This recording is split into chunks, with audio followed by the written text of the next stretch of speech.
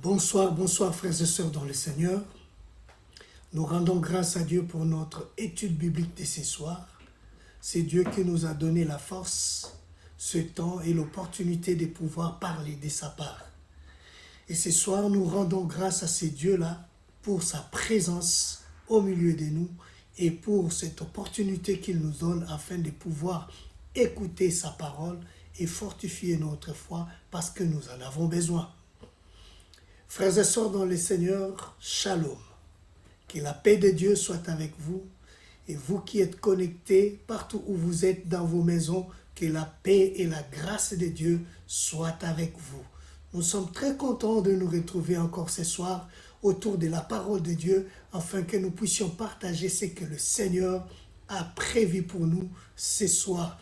Car, comme vous le saviez, nous avons besoin d'écouter la parole de Dieu parce que la Bible dit la foi vient de ce qu'on entend et ce qu'on entend vient de la parole de Dieu. Eh bien, ce soir, c'est ce que nous allons faire au travers de ce que le Seigneur a préparé pour nous. Dieu est bon, Dieu est merveilleux et nous croyons que ce soir, il a prévu encore de très bonnes choses pour nous et pour fortifier notre foi. Mais bien avant cela, eh bien, j'aimerais que nous puissions prendre quelques minutes dans la prière avant de pouvoir partager sa parole. Éternel Dieu de cieux, nous te sommes infiniment reconnaissants pour ton amour et pour ta grâce, pour ta miséricorde et pour ton soutien. Tu as été avec nous tout au long de cette journée et ce soir, Seigneur mon Dieu, il t'a plu, Seigneur mon Dieu, de nous réunir autour de ta parole afin de pouvoir nous parler et fortifier notre foi. Nous te rendons grâce, Saint-Esprit, parce que c'est toi qui prends le contrôle de ces moments. Merci pour nos bien-aimés, Seigneur mon Dieu, qui sont connectés. Et merci pour ceux-là qui vont se connecter. Nous croyons, Seigneur mon Dieu, au travers de ta parole, tu as encore des choses à nous communiquer parce que tu veux que nous puissions, Seigneur mon Dieu, avoir une foi ferme, une foi, Seigneur mon Dieu, qui n'a pas à vaciller, mais une foi qui est fondée sur ta parole. Voilà pourquoi, Seigneur Dieu de gloire, nous te prions, prends le contrôle de toutes choses, du début jusqu'à la fin. Nous voulons que toi seul, par ton esprit, que tu puisses nous enseigner, que tu puisses nous expliquer, que tu puisses, Saint-Esprit, nous communiquer ta pensée parce que nous avons besoin de toi et nous avons besoin d'écouter ta parole et nous avons besoin que toi seul, tu nous parles, que toi seul, tu nous éclaires, que toi seul, tu nous communiques, Seigneur mon Dieu, ce que tu as prévu d'avance pour nous. Nous te rendons grâce, Père, parce que tu fais au-delà, Seigneur mon Dieu. Merci pour ceux qui sont connectés. Merci pour ceux-là, Seigneur mon Dieu, qui vont se connecter. Et merci, Seigneur mon Dieu, parce que ce temps est bénéfique. Tu nous accordes ces moments parce que tu veux que nous puissions, Seigneur mon Dieu, bénéficier de ce que tu as prévu pour nous. Que toute la gloire revienne qu'à toi. Que tout l'honneur revienne qu'à toi. Parce que tu es celui qui nous soutient. Seigneur, nous te prions pour nos cœurs. Parlez-nous, Seigneur mon Dieu, parce que nous avons besoin de toi. Nous avons besoin de t'entendre. Nous avons besoin de recevoir. Nous avons besoin, Seigneur mon Dieu, d'être en communion par le Saint-Esprit au travers de ta parole, parce que nous avons besoin de grandir. C'est pourquoi, Père, nos cœurs, nous les recommandons à toi. Notre disponibilité, nous la recommandons à toi. Éternel, du début jusqu'à la fin, que le Saint-Esprit puisse prendre le contrôle et que lui seul puisse diriger toutes choses. Merci parce que tu les fais et merci parce que tu les feras. Nous comptons sur toi et nous comptons sur ta présence. Éternel Dieu de cieux, nous prions même pour ceux-là qui vont suivre ces programmes en différé. Je prie, Seigneur mon Dieu, que tu les fasses autant du bien comme tu le fais, Seigneur mon Dieu, avec nous qui sommes connectés, Seigneur, en ces moments. Père, merci parce que ton nom est grand, ton nom est puissant et ton nom est merveilleux et tu feras encore et encore beaucoup d'autres choses au travers de ta parole. Nous te sommes infiniment reconnaissants parce que tu es notre soutien et tu es notre appui. Reçois la gloire, l'honneur, Père, parce que tu es notre force.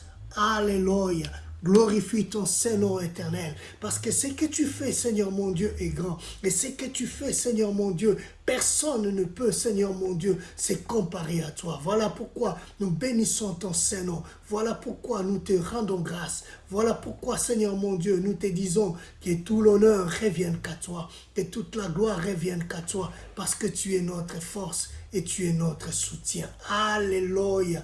Glorifie ton nom, Seigneur. Glorifie ton nom. Parce que tu es notre force et tu es notre soutien. Que toute la gloire revienne qu'à toi, car tu es vivant et tu es fort. Alléluia. Merci Père, parce que tu fais au-delà, Seigneur mon Dieu, et nous te sommes infiniment reconnaissants. Merci Père, parce que ce que tu fais est grand et ce que tu fais est merveilleux. Et nous voulons, Seigneur mon Dieu, te dire que toute la gloire revienne qu'à toi, Père. Bénis ces moments et que ta grâce nous assiste dans le nom précieux de ton Fils Jésus-Christ, notre Seigneur et notre Sauveur. Amen. Que le nom du Seigneur soit béni. Nous continuons avec notre étude biblique sur les exploits remarquables. Eh bien, vous m'excuserez parce que ma voix n'est pas vraiment en forme. Mais je pense que le Seigneur, ce qu'il a prévu, eh bien, nous le partagerons. Ça ne dépend pas de la voix, mais ça dépend du contenu que le Seigneur a à nous communiquer ce soir. Laisse que son nom soit glorifié et laisse que son nom soit béni parce qu'il est présent. Et puisqu'il est présent, eh bien, j'ai pris que le Seigneur vous bénisse, vous qui êtes disposés et disponibles, connectés à ces programmes, que la gloire de Dieu se manifeste dans vos vies, que la grâce de Dieu se manifeste dans vos foyers et que vous puissiez bénéficier de la grâce et faire des exploits remarquables avec les Seigneurs. Que Dieu vous bénisse énormément. Que Dieu vous bénisse. Alors, les exploits remarquables. Les exploits remarquables. Nous bénissons le Seigneur parce que cette année, Dieu veut que nous puissions faire des grandes ou des grands exploits avec lui. Voilà pourquoi, frères et sœurs, il nous a dit que cette année, nous allons faire des exploits remarquables. Remarquables. Alors, je ne doute pas, parce que je crois à la capacité de mon Dieu. Je crois que mon Dieu qui est présent, eh bien, il est capable de tout. Puisqu'il est capable de tout, eh bien, je ne doute de rien parce que je sais qu'il peut faire au-delà de ce que nous pouvons imaginer. C'est Dieu merveilleux et c'est Dieu fort et c'est Dieu tout-puissant. Eh bien, frères et sœurs, nous avons commencé à parler des exploits remarquables. Et nous nous sommes dit, eh bien, les 2 premières séances, nous avons défini, parlé en théorie, ce qui concerne les exploits remarquables. Nous avons dit que ce sont des exploits que nous réalisons, non pas avec nos forces, non pas avec notre force, mais avec la grâce de Dieu. Car notre texte de base dans Psaume 60, le verset 14 nous dit « Avec Dieu, nous ferons des exploits ». Avec Dieu, nous ferons des exploits. Pas nous ferons des exploits tout seuls, mais nous ferons des exploits avec Dieu. C'est Dieu, au travers de nous, qu'il va réaliser des exploits. Nous ne sommes que de simples instruments que Dieu va utiliser pour réaliser des exploits. Alors, puisque nous sommes des instruments, eh bien, nous devons nous préparer aux exploits que le Seigneur a prévus pour nous tout au long de cette année 2026. Nous avons commencé le mardi dernier et le vendredi dernier, avec des hommes, voire des hommes comme nous, des hommes qui ont la même nature que nous, que Dieu a utilisés comme les instruments et ils ont réalisé des exploits. Ces hommes-là sont des modèles, sont des exemples pour nous. Et ce sont ces gens-là que nous allons étudier ce soir parce que leur vie nous inspire. Leur vie montre que Dieu qui a réalisé des exploits avec eux, il est capable de réaliser le même exploit, même, voire même plus, avec nous, avec toi et avec moi. Et Dieu est capable de le faire puisqu'il a déjà fait. La Bible nous dit qu'il est le même, il ne change pas, il est le même hier, aujourd'hui et éternellement. Puisqu'il est le même, il ne change pas, eh bien, ce même Dieu-là est capable de réaliser des exploits avec toi et avec moi, avec nous tous, parce qu'il nous a promis. Il a dit qu'avec lui, nous allons faire des exploits. Alors, est-ce que tu crois que cette année, Dieu peut faire des exploits avec toi? Est-ce que tu crois que cette année, Dieu peut réaliser des exploits avec toi? Eh bien, si tu crois, mets des amens pour montrer que non, tu es d'accord et tu crois à la parole de Dieu. Et ce que Dieu a dit, eh bien, tu saisis cette parole et que tu vivras des exploits cette année avec Dieu. Que Dieu te bénisse pour les amens que tu es en train de mettre, d'écrire. Que Dieu te bénisse parce que ce même Dieu-là qui a réalisé avec David, Élie, Néhémie et les autres, le même Dieu n'a pas changé, il le fera avec toi et pour toi. Que Dieu te bénisse. Eh bien, le vendredi dernier, nous avons commencé avec un homme dont la Bible dit qu'il était un homme ordinaire comme toi et moi, mais qui a réalisé des grands exploits.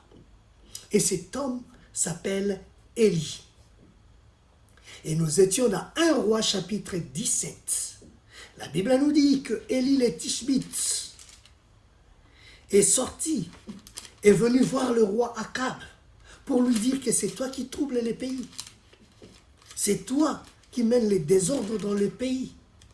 Et cet homme a eu à prononcer des paroles. Il a déclaré des choses qui se sont arrivées. Des choses qui sont arrivées. Eh bien, premièrement, nous avons dit que quand il a vu le roi Akab, eh bien, la Bible nous dit que, au verset 2, la parole de l'Éternel fut adressée à Élie à ces mots: pars d'ici, dirige-toi vers l'Orient et cache-toi. Et cache-toi. Donc, Élie est venu devant le roi Akab. Élie lui a dit que il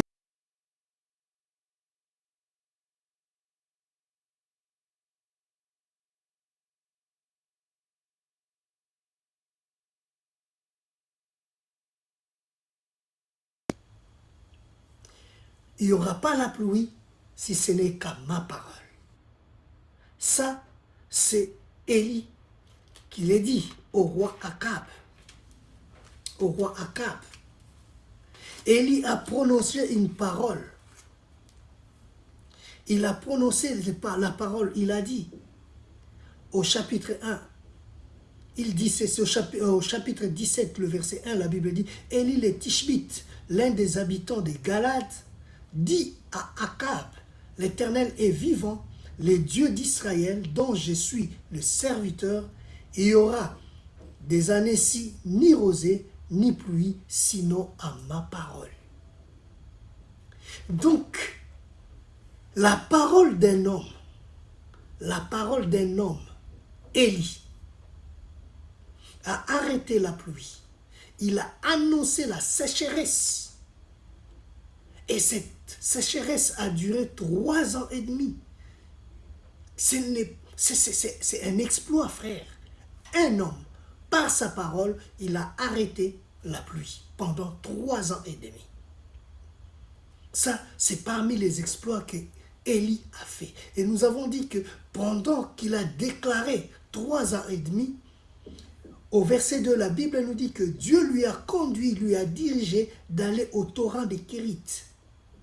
Et ce que Élie a vécu, c'était extraordinaire. Pourquoi? Parce qu'il a été nourri, non pas par un homme, mais par un corbeau. Dieu a fait en sorte qu'un corbeau vienne servir Élie à manger. C'est pour nous dire que Dieu s'occupe de ceux qui lui appartiennent. Ceux qui sont à lui, eh bien, Dieu s'occupe d'eux. Dieu s'occupe d'eux. Et après cet exploit, nous avons vu que quand le torrent des Kérites était sec, Dieu l'a encore dirigé dans la famille d'une veuve, au verset 7, à partir du verset 7. Il est allé voir la veuve de Sarepta. Et la Bible nous dit que cette femme n'avait de quoi manger, elle n'avait pas de réserve. Mais qu'est-ce qui s'est passé? Dieu a demandé à ce que Élie puisse trouver refuge dans la famille de cette femme. Alors qu'elle n'avait pas de provision. Mais Dieu s'est servi de son serviteur pour qu'il puisse approvisionner la maison de cette femme à cause de son obéissance. Eh bien, quel exploit! Multiplication de la nourriture, c'est-à-dire de la farine et de l'huile dans la maison de cette femme. Pendant 3 ans et demi, alors qu'il y avait la sécheresse, mais chez cette femme, elle n'avait jamais manqué à manger. Quel exploit! Parce qu'elle a obéi, elle a reçu le serviteur de Dieu. Frère, ma soeur, l'obéissance paye toujours. Nous voulons faire des exploits avec Dieu cette année. Eh bien, n'oublions pas, apprenons l'obéissance. Obéissons à Dieu, soyons obéissants à sa parole et soyons aussi attentifs à ce que Dieu nous dit et soyons obéissants. Autre exploit que Élie a réalisé, c'est la résurrection du fils de la veuve. Le fils de la veuve était mort.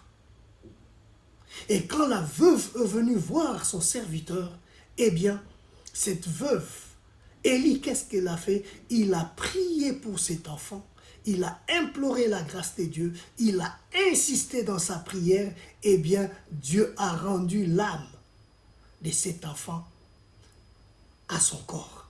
Et l'enfant a été ressuscité. Donc, Élie a ressuscité le fils de la veuve. Un exploit. Et c'était la première résurrection, frère, qu'un prophète a réalisé dans l'histoire des prophètes. La première résurrection, c'est Élie, un exploit. Et un fils mort, mais à cause de sa prière, Dieu l'a ressuscité. C'est pour nous dire, frère, pendant ces temps, cette année ou cette saison des exploits remarquables, eh bien, la prière a aussi sa part. Ne négligeons pas la prière, elle a aussi sa part. Élie a prié, il a insisté dans la prière, eh bien, l'enfant a été ressuscité. Quel exploit! Quel exploit!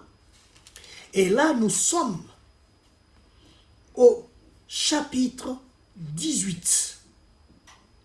Élie au mont Carmel. Tellement qu'en Israël, l'idolâtrie était rentrée, le peuple d'Israël, eh bien, était devenu dans la confusion. Ils étaient dans la confusion. De temps en temps, ils servaient Dieu et de temps en temps, ils tournaient vers Baal. Et il y avait plusieurs prophètes, ainsi que les temples des idoles qu'a ramené la femme d'Akab, c'est-à-dire Jézabel. Et puisque c'est Jézabel qui Akab n'avait pas le mot, et c'est sa femme qui régnait plus que lui, eh bien, Élie est venu défier le prophète des Baal. Et il a restauré le culte du Dieu vivant. Et nous sommes dans 1 Roi chapitre 18, à partir du verset 16e. La Bible dit, Abias étant allé à la rencontre d'Akab, informa de la chose, et Akab se rendit au-devant d'Élie. À peine Akab aperçut Élie qui lui dit, « Et c'est toi qui jettes les troubles en Israël ?» Élie répondit, « Je ne trouble point Israël, c'est toi au contraire et la maison de ton père, puisque vous avez abandonné les commandements de l'Éternel et que tu es allé après les Baals. Fais maintenant rassembler tout Israël auprès de moi à la montagne du Carmel et aussi les 450 prophètes des Baals et les 400 prophètes d'Astarté qui mangent à la table de Jézabel. Ça, c'est la demande d'Élie, le défi que Élie a lancé au roi et aux prophètes des Baals. C'est-à-dire ceux-là qui, ceux-là qui adorent les idoles. Eh bien, Élie dit au peuple au verset 22, « Je suis resté seul, les prophètes de l'Éternel, et il y a 450 prophètes des Baals, que l'on nous donne 2 taureaux qu'ils choisissent pour eux, l'un des taureaux qui les coupe par morceaux et qui les place sur le bois sans y mettre le feu, et moi je préparerai l'autre taureau et je le placerai sur le bois sans y mettre le feu, puis invoquer les noms de votre Dieu, et moi j'invoquerai le nom de l'Éternel, le Dieu qui répondra par le feu. C'est celui-là qui sera Dieu. » Et tout le peuple répondit en disant, « C'est bien, c'est bien. » Élie a lancé un défi aux prophètes des Baals. Derrière la tête d'Élie, il voulait restaurer les cultes de l'Éternel. Il voulait montrer aux enfants d'Israël qui est réellement le vrai Dieu, le Dieu qu'ils avaient abandonné. Alors, les prophètes des Baals ont érigé leur autel. Ils ont commencé à invoquer leur Dieu, mais la Bible dit rien ne s'est passé. Rien ne s'est passé.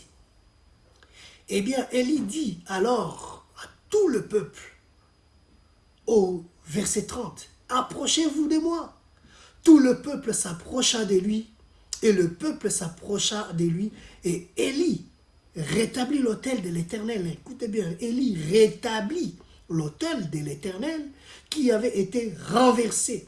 Il prit 12 pierres d'après le nombre des tribus des fils de Jacob auxquels l'Éternel avait dit, « Israël sera ton nom », et il bâtit avec ces pierres un autel au nom de l'Éternel. Il a commencé par rebâtir l'autel qui a été renversé. Les gens qui ne regardaient plus l'autel de l'Éternel, ils étaient plus tentés d'aller vers Baal. Mais ces jours-là, le prophète Élie a fait quoi? Il a rétabli, commencé par rétablir l'autel qui a été renversé. Frères et sœurs, pour vivre les exploits avec Dieu, il y a des choses dans notre vie que nous devons rétablir, les choses que nous avons renversées, les choses que par notre propre désir ou par inadvertance, nous sommes laissés emporter par la distraction et nous avons oublié l'essentiel. Eh bien, aujourd'hui, le Seigneur veut que nous puissions rétablir toutes ces choses. La vie de prière qui était intense mais qui n'existait plus. La méditation de la parole de Dieu qui n'existait plus. La crainte de Dieu qui n'est plus. Eh bien, Dieu veut que nous puissions commencer par restaurer toutes ces choses avant de pouvoir vivre les exploits remarquables avec lui. Élie a commencé par restaurer l'autel qui était renversé, l'autel qui était le symbole de la présence de Dieu, le lieu de la rencontre avec Dieu, eh bien, il a été renversé et les gens sont tournés vers la distraction, vers le Dieu des idoles, et on a idolâtré des choses à la place des dieux, mais on s'est dit nous sommes peuple de Dieu. Frères et sœurs, Dieu veut que dans cette année, il y a des choses que toi-même tu sais, que moi je sais, qui doivent être restaurées. Restaurées. Alors, si tu veux vivre la gloire de Dieu et faire des exploits avec Dieu, commence par restaurer certaines choses que toi-même, cette vie de légèreté qui est rentrée en toi. Autrefois, tu étais dur, avec les choses de Dieu, tu ne blaguais pas. Mais au jour d'aujourd'hui, ce que tu considérais autrefois comme impur, tu commences à les tolérer aujourd'hui. Eh bien, toi-même, si on te pose la question, pourquoi, tu ne sais pas. Les choses que tu refusais hier, tu commences à les autoriser aujourd'hui. Ça, c'est la distraction. Il faut restaurer la présence de Dieu, l'autel de Dieu dans notre vie, parce que nous avons besoin de vivre et de faire des exploits avec Dieu. Et pour faire des exploits, on commence d'abord par restaurer ce qui était renversé, restaurer ce qui était brisé en toi. Commence par restaurer le manque de pardon, le manque de considération des autres. Donc on a beaucoup de manques aujourd'hui. Les choses qui n'existaient pas, mais nous les avons adoptées aujourd'hui. Frères et sœurs, il est grand temps que nous puissions rétablir l'autel qui a été renversé. Renversé, frères et sœurs. Eh bien, après avoir rétabli l'autel, il arrangea les bois, coupa les taureaux par morceaux et les plaça sur le bois. Puis il dit, remplissez d'eau 4 cruches et renversez-les sur l'holocauste et sur le bois. L'eau, c'est la parole de Dieu. L'eau, c'est la purification. L'eau, ça symbolise la présence aussi du Saint-Esprit. Frères et sœurs, il y a des choses que nous devons rebâtir. Les choses que nous devons reconstruire dans notre vie. Chacun est conscient de ce qu'il était quand il a commencé dans ses débuts de la foi. Les ailes qu'il avait, la soif de Dieu qu'on avait, cette crainte de Dieu qu'on avait, l'amour pour les Écritures qu'on avait. Et au jour d'aujourd'hui, eh bien, certaines choses sont renversées. Mais ce que j'aime avec Élie, eh bien, il n'a pas commencé par invoquer le feu, mais il a commencé par rétablir d'abord l'autel. Après avoir rétabli l'autel, il a renversé de l'eau pour purifier. Et après, il commença à invoquer. Eh bien, la Bible dit que quand Élie commença à invoquer, la Bible dit que le feu, au verset 38, le feu de l'Éternel tomba et il consuma l'holocauste, le bois et les pierres et la terre, et il absorba l'eau qui était dans les fossés. Le verset 38. Donc le feu est descendu. Quel exploit! Devant les 450 prophètes de Baal et les 400 d'Astarté, ils étaient tous là. Et devant toute la foule d'Israël. Quel exploit, frère! Alors que les autres ont chanté, ils se sont déchirés la peau pendant presque toute la journée. Rien du tout. Le feu n'était pas descendu du ciel. Mais quand Élie a pris, il a restauré l'autel qui était renversé, il a purifié et il a invoqué le nom de l'Éternel, eh bien, il s'est passé des choses, le feu est descendu. Quel exploit! Un exploit remarquable et spectaculaire, frères et sœurs. Devant les prophètes des Baal, eux-mêmes, ils ont constaté, le peuple a vu, la nouvelle est allée jusqu'à Jézabel et le roi Akab présent. Donc, c'était un exploit remarquable. Aucun homme n'a déjà descendu le feu du ciel, invoqué tout simplement le Dieu du ciel, et Dieu a fait descendre le feu qui a consumé et l'holocauste, le bois, les pierres, absorba l'eau. Donc, ils n'ont jamais vu ça. C'était un exploit remarquable, frère. Le Seigneur a mystérieusement envoyé son feu afin de consumer le sacrifice. Frère, ce miracle a prouver que Élie était bien le prophète de l'Éternel et que le Dieu d'Israël était le seul Dieu vivant. Dieu aime de tels défis, frères. Des défis où seul son nom et toute la gloire doit lui revenir.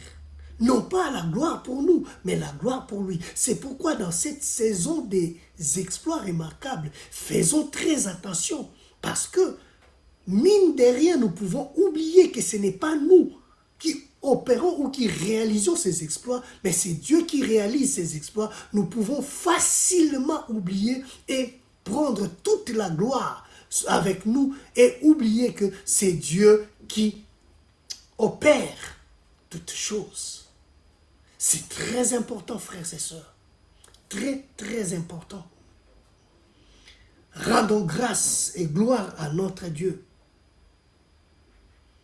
Nous devons prier pour que le Seigneur se manifeste au milieu de ceux, au milieu des autres ou au milieu de nous, à travers le Saint-Esprit. Nous devons chercher le feu du Saint-Esprit. Élie a cherché le feu parce que c'était une circonstance, parce qu'il fallait prouver qui était le véritable Dieu. Nous aussi, nous avons besoin de ces feux-là. Nous avons besoin de cette onction. Nous avons besoin. Dieu n'a pas changé. De la même manière, il a fait descendre le feu. Au jour d'aujourd'hui, il nous a donné le Saint-Esprit. Eh bien, prions. Prions. Élie a fait ses exploits et nous aussi, nous devons apprendre à réaliser ses exploits, frère. C'est possible. Je dis bien, c'est possible. C'est possible. Et qu'est-ce qui est arrivé, frères et sœurs? Quand Akab a vu cela, et que Élie, le peuple, a constaté, attesté et approuvé que l'Éternel est le Dieu véritable, ce ne sont pas les prophètes, et tout cela s'est passé à cause de l'exploit que Élie venait de réaliser. Frères et sœurs, les exploits que tu feras cette année, eh bien, va démontrer que vous appartenez à un véritable Dieu. Vous êtes réellement les fils de Dieu ou la fille de Dieu. Vous avez Dieu comme votre Père. Et le Saint-Esprit est là pour nous accompagner afin de réaliser des exploits remarquables. Frères et sœurs, Élie, quand le feu est descendu, l'exploit a été approuvé, attesté par tout le peuple. Alors il ordonna à ce qu'on puisse attraper tous les prophètes des Baals.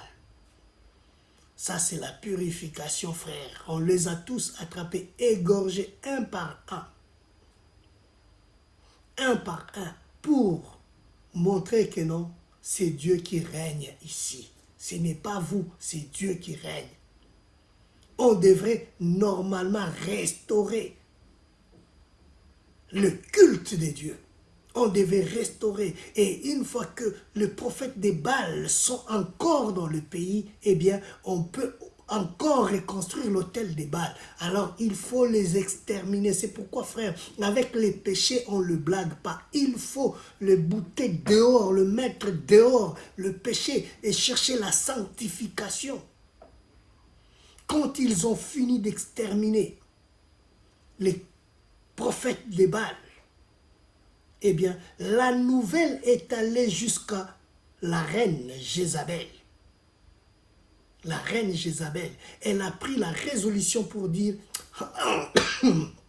si je ne tue pas cet homme, non, il faut que je tue cet homme. Il faut que je tue cet homme. Élisée.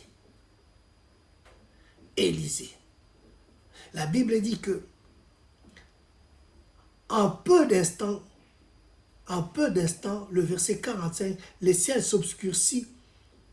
Et écoutez d'abord avant d'arriver là-bas. Parce que quand il a descendu le feu, la Bible nous dit au verset 41, après avoir saisi les prophètes des Baals, Élie dit à Akab au verset 41, ça c'est un autre exploit. Après avoir fait descendre le feu du ciel, il dit à Akab, monte, mange et bois, car il s'est fait un bruit qui annonce la pluie. Akab montant pour manger et pour boire, mais Élie montant au sommet du Carmel et se pencha contre terre, il mit son visage entre les genoux et dit à son serviteur, monte, regarde du côté de la mer. Le serviteur monta et regarda et dit, il n'y a rien. Élie dit 7 fois, retourne.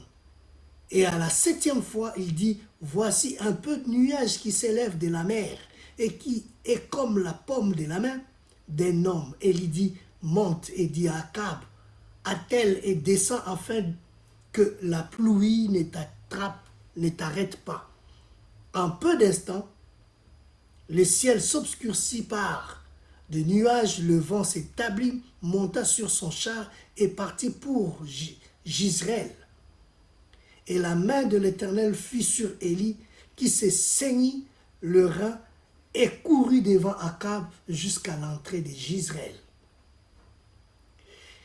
Ça, c'est un autre exploit. Après avoir fait descendre le feu du ciel, et il a cessé la contestation, l'autel a été rétabli, tout le peuple a reconnu que l'Éternel est le véritable Dieu, il a restauré l'autel et les gens sont revenus à l'Éternel. Eh bien, cette fois-ci, alors qu'il avait prononcé par sa parole qu'il n'y aura pas la pluie, 3 ans et demi passés, et le même Élie est allé monter sur la montagne et il pria, demanda à Dieu de pouvoir libérer le ciel pour que la pluie tombe. Et cette fois-là, il a insisté dans la prière. Frères et sœurs, la prière avec insistance, ça paye toujours. Ce n'est pas parce que je prie une fois que je n'ai rien vu 2 fois, 3 fois et que je dois abandonner. Non, je ne dois pas abandonner parce que tant que je n'ai pas encore obtenu ce que je voulais, je dois continuer à prier, frère, avec insistance. Je dois continuer avec persévérance. Élie a persévéré. Il a prié le Seigneur. Frère, dans cette année d'exploits, ne t'arrête pas seulement à des courtes prières ou à des prières flash. Non, il faut prier jusqu'à ce que tu vas expérimenter l'exploit remarquable avec le Seigneur. Il a prié 1 fois, 2 fois, 3 fois, jusqu'à la 7e fois. Son serviteur est parti pour voir. Et cette fois-là, il a dit, je vois monter sur la mer un nuage qu'on peut quantifier à la grandeur de la paume de main. Élie a dit, ça y est, voilà, va dire à Akab que la pluie arrive. Va dire à Akab que la pluie arrive. Ce n'était pas un grand nuage, mais c'était un petit nuage à la forme comme la paume de main. Mais Élie avait cette assurance. Oui, c'est ça. Quelle que soit la taille. Mais c'est ça qui doit faire l'affaire. Frères et sœurs, nous devons avoir l'assurance. Quand tu pries, tu dois avoir l'assurance que Dieu va agir. Même si tu ne vois rien, Dieu va agir. La Bible dit que la pluie était tombée. La pluie est tombée. La pluie est revenue. Frère, rien que par la parole d'une personne, la sécheresse est venue, et par la prière d'une personne, eh bien, tout a été rétabli. C'est pour te dire que ta prière à toi peut changer les choses, peut bouleverser les choses. Tu peux changer les choses rien que par ta prière, frère. Ça, ce sont des exploits que Élie a fait. Malgré ces exploits, frères et sœurs, cet homme, pour montrer comme la vulnérabilité de l'homme. Alors que la femme d'Akab, Jézabel, a décidé, puisque Élie a tué ses prophètes, eh bien, elle aussi, elle va tuer les prophètes d'Élie. La Bible nous dit que cette femme a juré devant ses dieux qu'il va tuer Élie. Par peur, Élie a fui. Et la Bible dit que Élie a sombré dans la dépression. Akab rapporta à Jézabel tout ce qu'avait fait Élie, comment il avait tué par épée tous les prophètes. Jézabel envoya un message à Élie pour lui dire que le Dieu me traite dans toute leur rigueur. Là, nous sommes au chapitre 19. Si demain, à cette même heure, à cette heure, je ne fais de ta vie ce que tu as fait de la vie de chacun d'eux. Élie voyant cela, s'éleva et s'en alla pour sauver sa vie. Vous savez, frères et sœurs, on est des humains, malgré les exploits. Mais quelque part, on est des humains. Élie a oublié que c'est Dieu qui prend soin de lui. Il a réalisé tout cela avec Dieu, mais par la menace d'une femme. Élie, pour sauver sa peau, il est parti, il a fui. Cette fois-ci, ce n'était pas Dieu qui lui a demandé, comme il lui avait demandé d'aller au torrent de Kérit, mais il a fui dans le désert. Il a marché. Et jusqu'à ce qu'il était fatigué, jusqu'à demander même la mort. La dépression, frères et sœurs. Élie est tombé dans la dépression.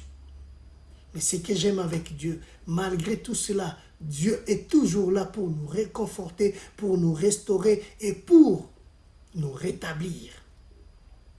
Et Élie, frères et sœurs, même à la fin de sa vie, Élie a réalisé un exploit avec Dieu. La Bible nous dit que Élie n'est pas mort comme tous les autres. Il n'a même pas connu la mort. Il a été enlevé au ciel. Il a été enlevé. Quel exploit! À part Enoch, Jésus, Élie, eh bien, tous ont connu la mort. Élie a réalisé encore un exploit dans 2 Rois chapitre 2, le verset 11. Élie a réalisé un exploit, frères et sœurs, un exploit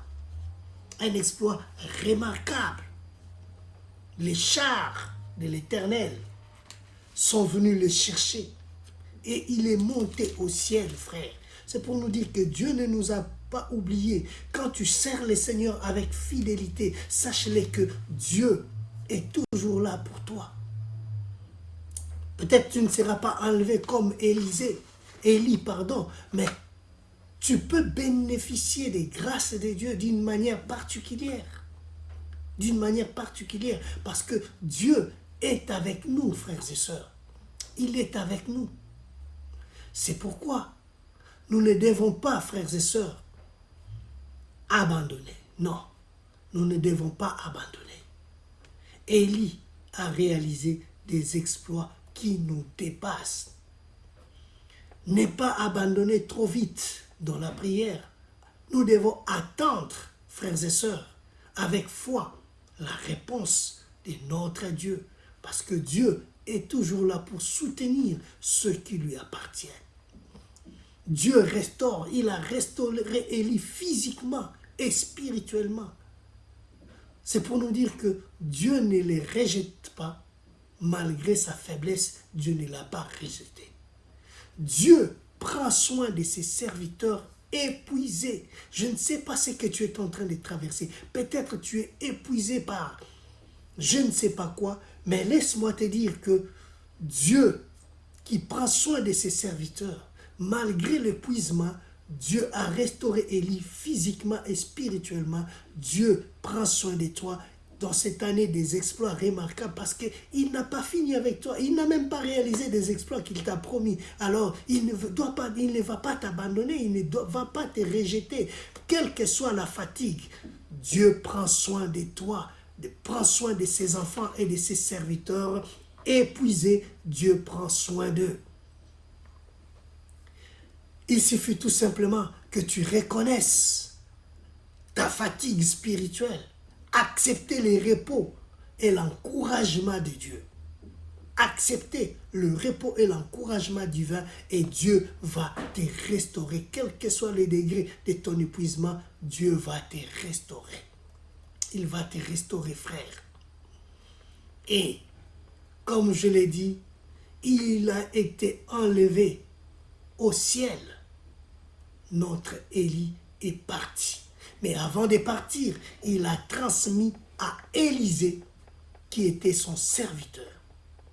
Et la deuxième personne que nous allons voir ce soir, c'est Élisée. Nous avons terminé avec les exploits d'Élie et maintenant c'est Élisée. Les exploits d'Élisée. Eh bien, qui était Élisée? Qui était Élisée? La Bible nous dit que Élisée, eh bien, son nom Élisée en hébreu veut dire tout simplement Dieu est salut. Pardon. Dieu est le Dieu de salut. Élisée veut dire tout simplement Dieu est salut. Eh bien, Élisée était le serviteur d'Élie. Il était actif sous le règne du roi Joram, Jéhu, Joachaz et Joas, les rois d'Israël. À la base, cet homme était un agriculteur. Quand il a reçu l'appel du Seigneur, il était un agriculteur. Et Dieu l'a appelé, il a obéi, il a exercé son ministère auprès d'Élie comme étant le serviteur d'Élie, disciple d'Élie, et il était le successeur d'Élie. Et pendant tout ce temps qu'il a été avec Élie, il a vu ce qu'Élie a fait, il a vu les exploits d'Élie. Alors, il savait aussi que son maître est en train de partir. Son maître est en train de partir, alors que tous lui disaient que non, ton maître doit partir, ton maître doit partir. Eh bien, Élisée savait cela. Là, nous sommes dans 1 Roi chapitre 19, les versets 19 à 21. Quand Élie a appelé Élisée. Élie partit de là, je lis le verset 19. 1 Roi 19, le verset 19, la Bible dit, Élie partit de là, et il trouva Élisée, le fils de Shaphat, qui labourait. Il y avait devant lui 12 paires de bœufs, et il était avec la 12e. Élie s'approcha de lui, et il jeta sur lui son manteau. Élisée quitta ses bœufs, courut après Élie, et dit, « Laisse-moi embrasser mon père et ma mère, et je te suivrai. » Élie lui répondit, « Va et reviens, car pense à ce que je t'ai fait. » Après s'être éloigné d'Élie, il revint prendre une paire de bœufs qui offrit en sacrifice avec l'attelage de bœufs, et il fit cuire leur chair et la donna à manger au peuple.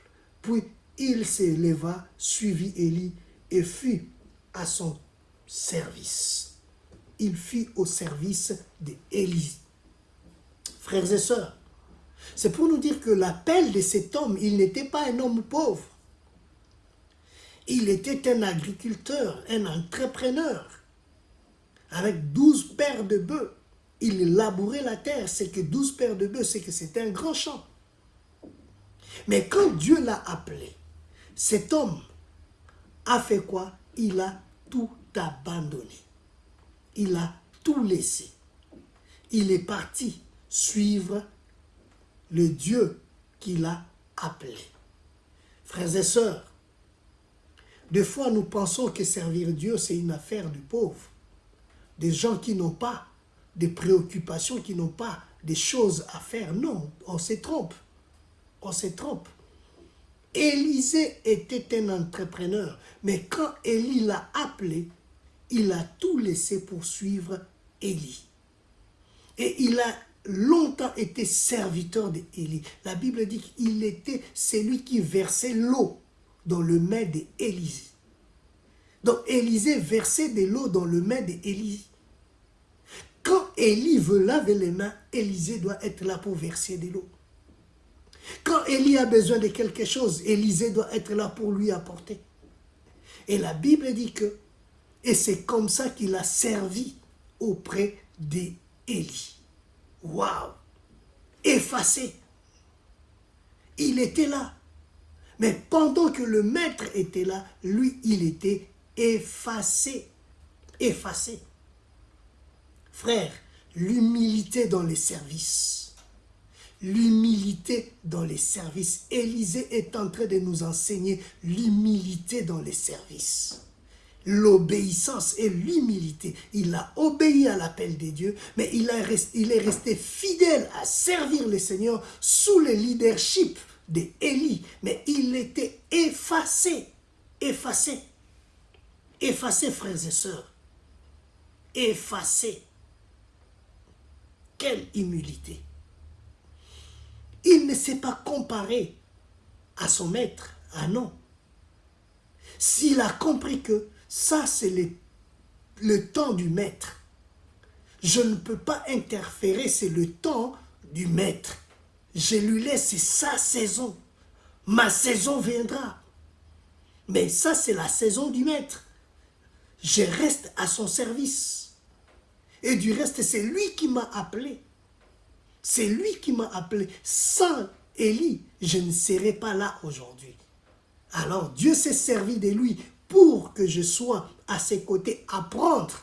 Frère, quand Dieu te met à côté d'une personne, sache que, ce n'est pas le temps. Et si cette personne te demande à faire ceci, faire cela, fais parce que tu es en train d'apprendre. Quand viendra ta saison et tout ce que tu as appris auprès de cette personne te sera utile. Apprends à t'humilier.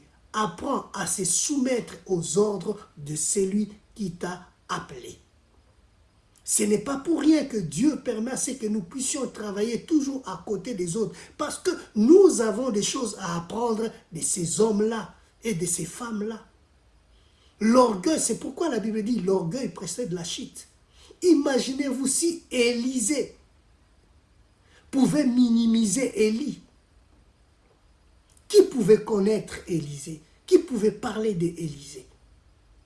Mais ce qui est bien est que Élisée a eu le double de la portion qui était en Élie. Pourquoi? Parce que Élie a vu l'obéissance, l'humilité de cet homme. Eh bien, il a honoré cet homme. Il l'a honoré. C'est pourquoi, frères et sœurs, il est important que nous puissions comprendre quand nous servons auprès d'une personne. Profitons de ces grâces. Profitons, apprenons et profitons de ces grâces. Parce que demain, quand viendra ton tour, si tu as été obéissant et dans la soumission, Dieu permettra ce que tu puisses avoir des hommes et des femmes qui vont t'obéir, qui te seront soumises à ton tour, toi aussi. Ça, c'est une parenthèse. Eh bien, la Bible nous dit que Élisée, dans 2 Rois chapitre 2, le verset 13, 2 Rois chapitre 2,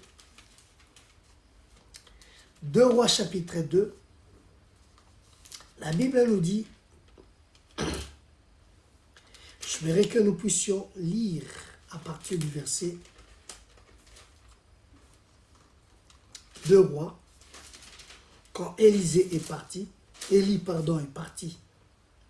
la Bible nous dit que Élisée a réclamé la double portion d'Élie. Lorsque l'Éternel fit monter Élie au ciel, 2 Rois chapitre 2, le verset 1. Dans un tourbillon, Élie partait de Gilgal avec Élisée. Élisée dit à Élie, reste ici, je t'ai pris, car l'Éternel m'envoie jusqu'à Bethel.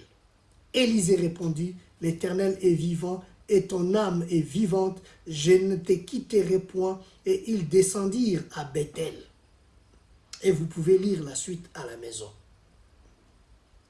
Eh bien, au verset 10, Élie dit, au verset 9, lorsqu'ils eurent passé, Élie dit à Élisée, au verset 9, demande ce que tu veux que je fasse pour toi avant que je sois enlevé avec toi. Enlevé d'avec toi. Élisée répondit, qu'il aille sur moi, je t'ai pris une double portion de ton esprit. Double portion de ton esprit.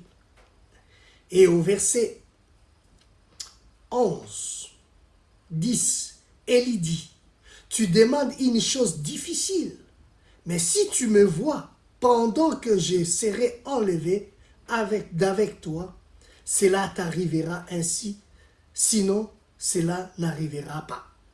Comme il continuait à marcher, en parlant, voici un char de feu, des chevaux de feu les séparèrent l'un et l'autre, et Élie monta au ciel dans un tourbillon. Élisée regardait et criait, mon père, char d'Israël et sa cavalerie. Et il ne les vit plus. Saisissant alors ses vêtements, il les déchira en 2 morceaux, et il releva le manteau qu'Élie avait laissé tomber, puis il retourna et s'arrêta au bord du Jourdain. 14. Il prit le manteau qu'Élie avait laissé tomber, et il en frappa les eaux, et dit, où est l'Éternel, le Dieu d'Élie? Lui aussi, il frappa les eaux qui se partagèrent ça et là, et Élisée passa. Frères et sœurs, ça c'est une autre histoire merveilleuse qui commence. Je pense que nous n'allons pas les finir aujourd'hui, nous continuerons avec ça le mardi prochain. Nous allons voir encore un autre homme qui était au service d'Élie, mais qui à son tour, après le départ de son maître Élie, il a repris le règne. Mais ce que j'aime avec cet homme, il est resté fidèle à son maître jusqu'à la fin.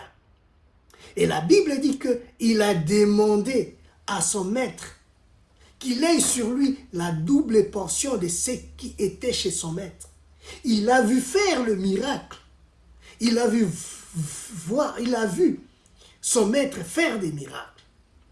Il a vu comment est-ce que le maître a séparé le Jourdain.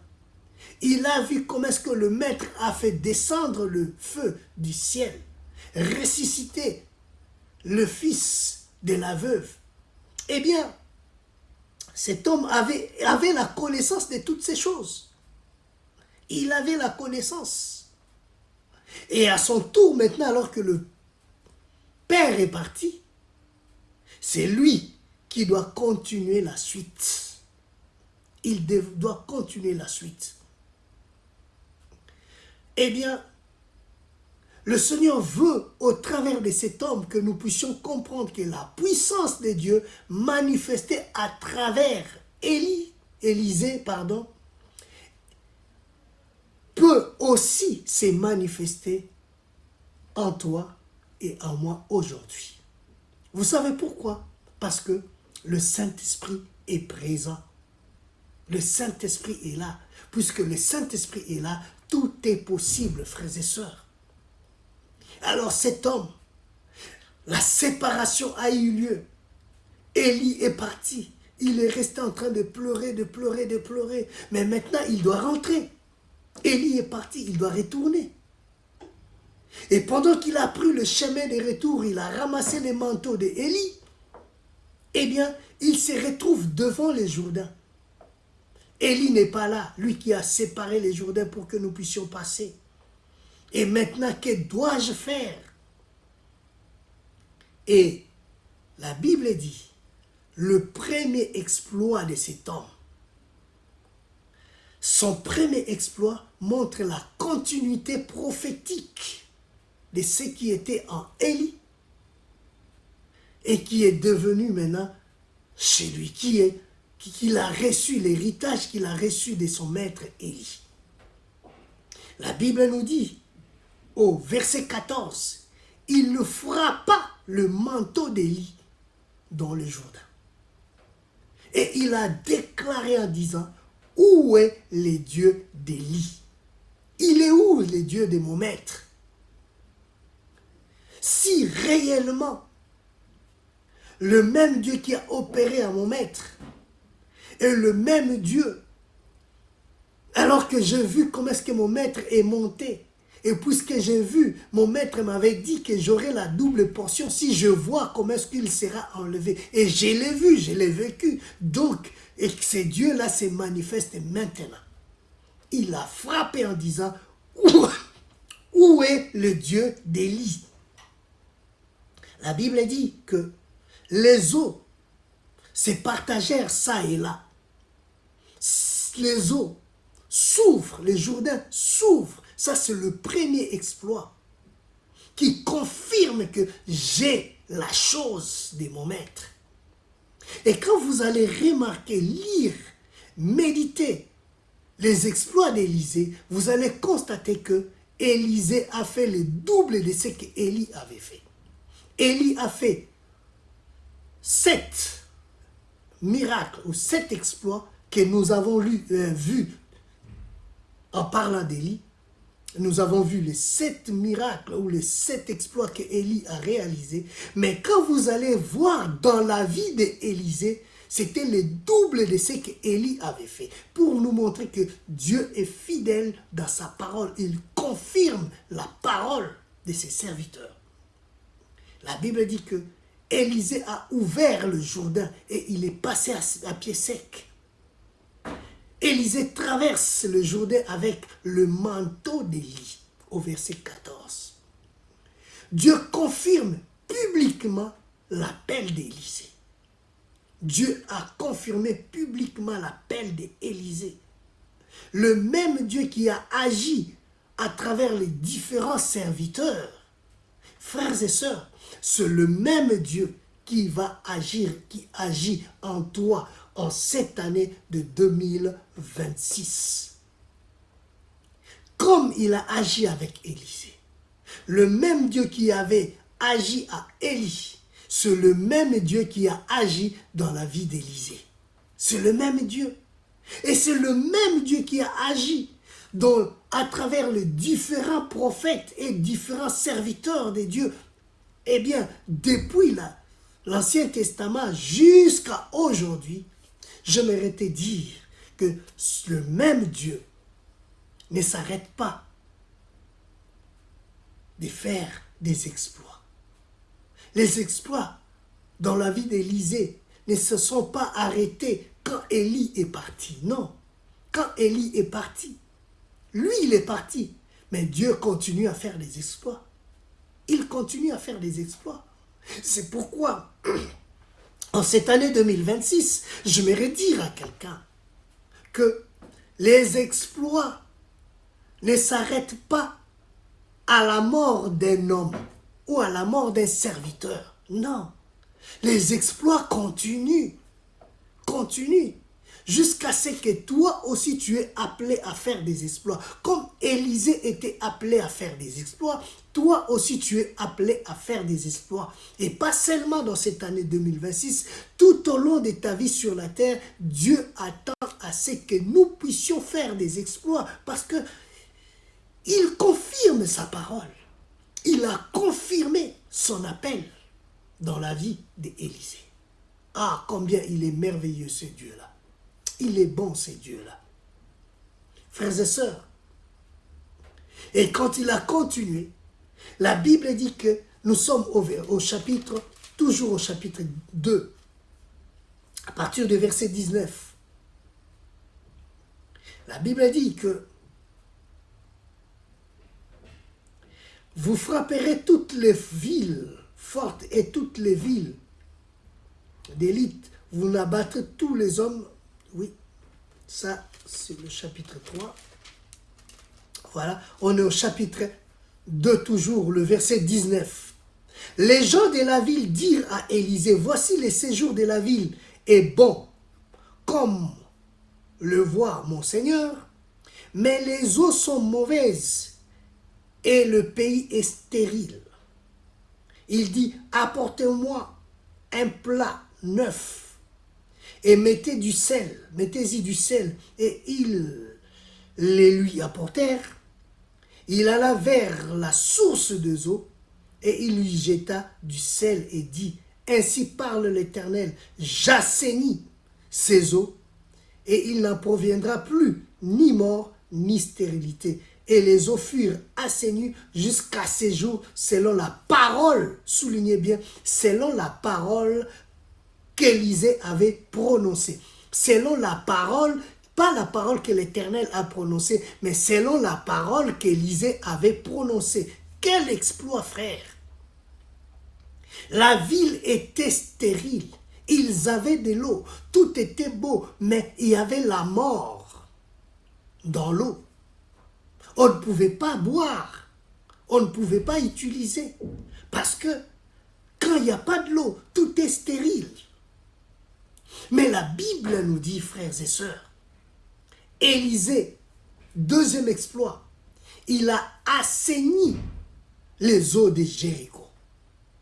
Il a assaini les eaux de Jéricho. Ah oui, quelle restauration, frères et sœurs. Quelle restauration. Quelle restauration, frère. La Bible dit, et les eaux furent assainies jusqu'à ces jours. Jusqu'à ces jours, frères et sœurs. Ces eaux-là ont été assainies jusqu'à ces jours. Donc, parce qu'un homme avait prononcé une parole, cet homme a dit ceci, j'assainis ces eaux. Au verset 21, j'assainis ces eaux. Il a jeté le sel pour assainir cette eau. Et la Bible dit que depuis ce jour-là, selon la parole d'Élisée, cette eau-là est assainie jusqu'aujourd'hui. Ceux qui habitent vers Jéricho et boivent cette eau-là saine parce que un jour, un homme avait prononcé une parole, il a assaini ses eaux et ses eaux. Frères et sœurs, vous ne savez pas les exploits que nous attendons, frères, dans la prière, par notre façon de prier. Et quand nous prononçons des mots et nous croyons à ce que nous disons, nos mots, nos paroles ont de la valeur. Nos paroles ont de la valeur. C'est pourquoi, frères, nous ne devons pas sous-estimer les paroles qui sortent de nos bouches. Parce que avec notre bouche, nous pouvons maudire, avec notre bouche, nous pouvons bénir. Donc, faisons très attention quand nous parlons, parce que nous pouvons aussi causer des dégâts à cause de notre façon de parler. Parce que, à cause de la parole d'Élie, souvenez-vous, la sécheresse est arrivée en Israël. Et là, nous sommes maintenant en présence d'Élisée. Deuxième exploit, après avoir séparé le Jourdain, là, il vient d'assainir les eaux de toute une ville. Frère, tu as le pouvoir de séparer même les choses qui t'embêtent ou qui embêtent ta vie. Vous avez le pouvoir, tu as le pouvoir parce que tu as la présence de Dieu en toi. La présence de Dieu est en toi et tu peux déclarer les choses par la prière, tu peux déclarer les choses. Où est le Dieu que nous servons? Où est le Seigneur Jésus-Christ que la Bible nous enseigne, celui que j'ai cru? Eh bien, viens intervenir dans cette situation. Et frère, tu verras l'intervention de Dieu dans ta situation. Tout est possible. Tout est possible, frères et sœurs. C'est pourquoi, quand tu pries, soyez-en sûrs que Dieu est avec moi. C'est pourquoi, dans cette saison des exploits, ne cherche pas d'abord les exploits. Cherche d'abord les dieux des exploits. Parce qu'il a dit, pardon, excusez-moi, avec moi, nous ferons des exploits. C'est-à-dire, avec Dieu, nous ferons des exploits. Ne nous précipitons pas à chercher les exploits. Élisée ne s'est pas précipité d'avoir seulement la double onction. Non, la Bible dit que tu devais d'abord voir ce que Dieu va accomplir dans la vie de ton maître. Quand tu verras cela, ça va fortifier ta foi et quand tu verras cela, ce que tu as demandé viendra dans ta vie. Frères et sœurs, sera accompli dans ta vie. C'est pourquoi ne cherchons pas d'abord les exploits, cherchons les dieux des exploits. Si nous arrivons à comprendre les dieux des exploits, Élisée a compris que le Dieu que je dois servir, le Dieu qu'a servi mon maître, eh bien, regarde de quoi il est capable de faire. Il est capable de réaliser des grandes choses. Alors je crois à ces dieux-là. Et quand il a frappé, il a séparé. Frère, tu peux séparer des choses. Tu peux détruire les choses. Tu peux déclarer par ta parole. Eh bien, les choses vont arriver parce que tu sers un Dieu des exploits. Par sa parole, il a assaini l'eau de toute une ville. Frères et sœurs, quel exploit! Quel exploit! Dieu est capable de transformer ce qui est stérile. Il est capable. Élisée l'a fait. Donc toi aussi, tout ce qui est sec dans ta vie, dans cette année des exploits, parle, déclare les choses. Et quand tu crois à ce que tu es en train de déclarer, frères et sœurs, les choses vont arriver. Les choses vont arriver. Une petite obéissance peut produire des grands miracles. Des grands miracles, frères. Rien qu'une petite obéissance peut produire des grands miracles. Si Élisée l'a fait, c'est que toi aussi tu peux le faire. C'est que moi aussi je peux le faire. Eh bien, croyons à ces dieux-là qui nous a appelés. Croyons à ces dieux-là qui a dit que rien n'est impossible à celui qui croit. Si tu comprends, tu as la connaissance de ton Dieu, de ce qu'il est capable de faire, eh bien, tu peux réaliser des exploits avec ces dieux-là. Avec ces dieux-là.